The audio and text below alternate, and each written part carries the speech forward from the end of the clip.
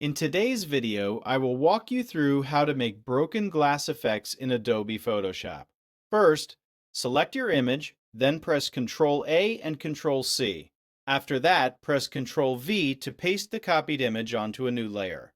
Next, choose a glass image and place it over your photo. Change the blend mode to screen so the dark background disappears and only the glass effect remains visible. Now press Ctrl T to resize the glass image and adjust it so it fits properly over your subject or composition. Once that is done, take a copy of your main layer so you can work on a separate duplicate without affecting the original image.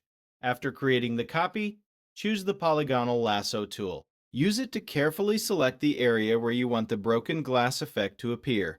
Continue clicking around the section to create the shape of your selection. When the selection is complete, click on the mask icon to apply the mask to the selected area.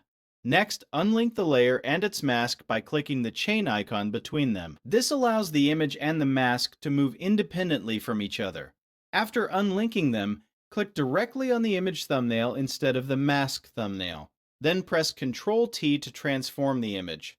Now reposition and adjust the image inside the masked area to create the broken glass effect. Move the image slightly until the separated section looks displaced from the original position.